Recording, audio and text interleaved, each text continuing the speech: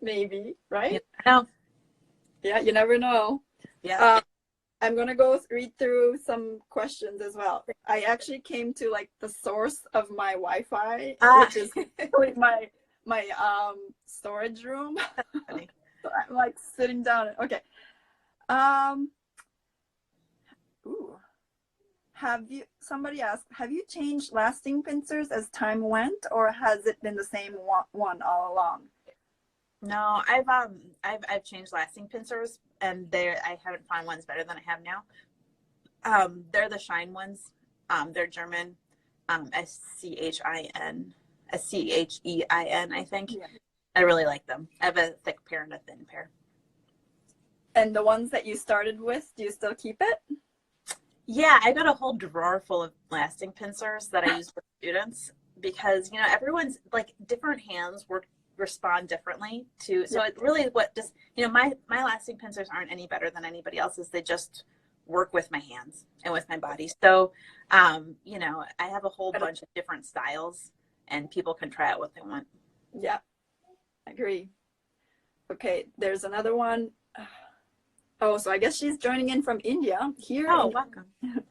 Here in India, there's a lot of restrictions using cow leather. Are there any sort of restrictions for some particular material? And apologies. Don't apologize. Yes. Yes. Are there any restrictions for using any sort of leather in particular? I guess. That's a good question. I don't use anything that's really exotic enough. I think that there's sometimes pushback against people using elephant or hippo or giraffe. Most of those animals are culled from reserves, and they all have to be tagged, so they've been killed in an ethical way and treated in an ethical way. Some clients have issues with equine leather, so they don't like using horse skin, and that's more a personal thing, I think. Right. But have you ever met any shoemaker who used elephant or giraffe? Mm-hmm. Yeah. Wow, I haven't. Oh yeah, it's beautiful. It's really tough. It's tough, gorgeous skin. I mean, it's very different. Yeah. And hippo too is really interesting. Wow. Yeah. Exotic leathers are really, I mean, every animal, the skin is very, very different. And so I feel kind of weird. I get to know animals based on how their skin is and leather, which is, it's kind of weird. But yeah, they're really, it's super beautiful. Yeah. Wow. I also don't know about the restrictions too. I should actually look it up. Yeah. I mean, you have to buy them from certain places, and then they come with these little tags. Almost like the alligators, like, they're, tagged and. Yep. Yeah, exactly the same.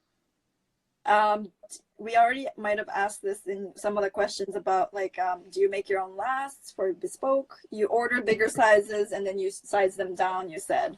Mm-hmm. Yeah, because of the heel height. Yeah. What tools do you use to do that? Do you actually use a machine, or do you use the hand rasps? No, I use a machine. I wish that, my price point is not very, it's as low as I can possibly make it. And so that means I have time constraints a little bit. So I usually can't afford to spend more than one day on a pair of lasts. All right. Wow, that's cool. What's your favorite leather to work with? That's a good question. I don't know the answer to that. I just used alligator for the first time. It was very beautiful. It's very different than a leather that doesn't have those kind of the patterning on it. Yeah. I like using different new leathers because there's always such a learning curve, and I am interested in the changes, that maybe. Yeah, because I feel like whenever I see your shoes, they do look different. And each time you were saying like never the same pair twice, but yeah, I feel like you're using different materials, different colors and all sorts. So I guess that's all over the place. No, that's just you, Yeah. Yeah. All over. Great. That is great. What do you leave a logo in your work? Do you have a logo for your work? No, I write my name on the inside when I remember it, and I'm remembering it more, but I oftentimes forget. So I use like a ballpoint pen and write my name in the year. You are funny. Okay. Okay. Would you ever like, is that kind of like the way deliberately? Or would you? No, I have to say the business aspect and the branding aspect of shoemaking is not my forte. And it's not what I'm most like, it's not what I'm as interested in. I think too, like I first learned from DW, who's a cowboy boot maker, and I know, a fair number of cowboy boot makers and really like them, and they'll just write their names in the boots. And I was just like, it That's doesn't fun. get more direct than that. Sharpie. Yeah, pick your favorite Sharpie color. Yeah. Okay. Yeah. Oh, that's cool. So speaking of a little bit about that business side, so favorite thing about having your own business versus the least favorite. What are your least favorite and your favorite things about having your own business? My favorite things is the flexibility for hours, and then I can just like nurse at my lasting station. And my least favorite is dealing with the business part. I like making shoes. I don't like posing and looking cute in front of the camera. I don't like, I'm not great at like reaching out to other businesses for them to host me or to have samples in their stores. Right. So I think that's one thing that might have to change after this, is that I'll have to do a little bit more groundwork. Right. But people do know you. People know your work. People know about you, and they reach out to you. I think you do have a platform, and I'm very lucky. I mean, I feel so lucky that I'm able to just focus on the shoemaking and not the business part. That is great. That is good. Super lucky. Okay. Any tips okay, hold on. One more person. Any tips for lasting a single piece back? The pair you did recently were so beautiful. Sure. It's the way that I last is pretty straightforward. And lasting was really, really hard for me for a really long time. And I can explain it how I do it. It's easy. The trick for lasting is that you're never pulling straight across. So lasts are all curves. Yeah. And you're trying to get a piece of leather to go into the curve. So you have to think diagonally. And so I'm going to grab that pair of shoes, and then maybe I can explain it a little bit easier. But I start with the back of the shoe hoisted up. So the back would be higher than here, maybe up to here. And then I last the first 3 pins around the toe. Yeah. And then I last back in the waist. So either the inside or the outside.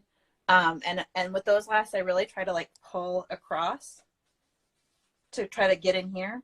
And then, so it's going to look like hell still. It looks really bad. And then you try to last in this area. And so that's, it's just a matter of practice and of leverage. It's not strength.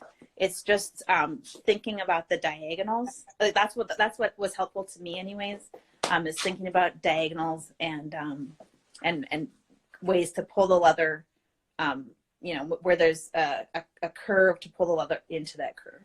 Right. I actually missed a little bit about your beginnings. I'm gonna rewatch it. That's okay. Do you have any like physical restraints from that as well? From like from my accident? Yeah. No, the worst part was the head injury. My head, it was a brain injury. Is like the worst. Yeah. So your hand is okay. That's great. Sorry? Yeah, my hands are strong. Yeah, my hands are good. Yeah. My brain is bad. Hands. Can you show me your hands? This is my lefty. Yes, like when you talk to shoemakers, like their non-dominant hand is always full of scars. So, because when you slip, then I go hold a knife or an awl or whatever with my right hand, and then so there's like all kinds of weird scars in here. On the left hand. Yeah, this is it. Yeah, the maker's hand though. Yeah. You also build some like muscles between your thumb and right, like. Yeah. I've sliced through that piece so many times too. Yeah. Oh dear. Okay. Well, some A. Owens. I've smashed my fingers with my hammers many times. Any tips to avoid that? Be careful. I don't know. I do it all the time. I honestly like this finger. I used to slip a lot with it all, And so I snapped off this corner of my finger so many times. It's just like pointy now. You know, it's a total bummer. I think that, you know, you just learn to ignore those pains. I smash myself with a hammer all the time too. It totally stinks. I'm sorry that happens. I wish that there was better tips. And then, yeah, and it's also inspiring actually. And how many years have you been doing this again? Sorry, I might have missed that part too. That's okay. 7 years. It's been my job for 7 years. Nice, nice. And what do you see yourself doing in like 5 years or 3 years? Hopefully I'm still shoemaking. Yes. Yeah. Do you think, yeah, is there any style of shoes that you haven't made that you're wanting to make? Like something like, for example, like I haven't made riding boots before and I want to go learn. Sure. Yeah. Is there something that you wish to learn, or you might know everything actually already? No, I don't know. The more, I mean, I don't know even a quarter of everything. But what I would like to learn more about lasts. That's really my favorite. So if I had a dream, I would be able to spend time with a last maker and just watch them and ask them a million trillion questions. So yes, I would like to go deeper into. Yes. Oh, I agree. We actually had visited, went to Eastbourne to learn from Steve and Dominic, and that was really, really, really helpful. Yeah, so lucky. That's yeah. great.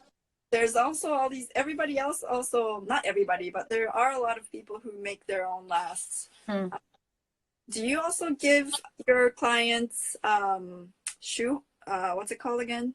Shoe trees? No, not automatically, just because it raises the price point. Right. So I can offer them, but it's a little bit more money. Right. And do you have to order it from elsewhere together? No, I order it from the same place and then I shape them like I shape the lasts, but do a little bit prettier finish, hopefully. Yeah. Yeah. Right. Very cool. Cool. I think I asked like all the questions that I wanted to ask. Cool. Yeah, thank you so much for sharing your space, your stories, your shoes. And I might ask questions on Instagram whenever you post something, that's cool. You're more than welcome. I feel very open about the process and everything. There's really no secrets. It's just practice. Yeah, I know that. Thank you so much. How many lasts do you have hanging there? You have a lot. Yeah, I mean, Wow. Well, it's a different pair of lasts for every client. Yeah. So 7 years worth of clients lasts and then a couple of other ones. Yeah. Wow. And yeah, I'm not kidding when I say I really like lasts. I love them. Love them. And then do you ever do size runs of any, or do you? I used to. Yeah, I used to do size runs, but then I was getting so many different types of feet and different types of orders that it started to make more sense to order them one off. But yeah, I did like a vintage last that I liked and then alter it and then work with the factory to have that one reproduced in a run. Oh, very cool. Yeah. Very cool. Thank you so much. And everybody else can you please turn the video and show us your space, please? I think I missed it. Her video is going to be on Instagram stories. So tune in again. It'll be available for the next 24 hours. So go on to Hark Weber Studio, to her stories icon, and then you can see it. Yeah. And do you have any particular favorite silhouettes? No, I don't. I don't have particular favorites. I have things that I dislike a little bit more, but I don't have anything that is like that I want to make all the time, for example. Yeah, got it. Oh, I have like another random question. You use a mat with the ink? Oh yeah. Yeah. Do you like it? Like, do you definitely have to do face-to-face with a client? Yeah. For measuring, I've adapted like 4 or 5 different people's ways of measuring, and the Harris mat is part of that process for me. Yeah.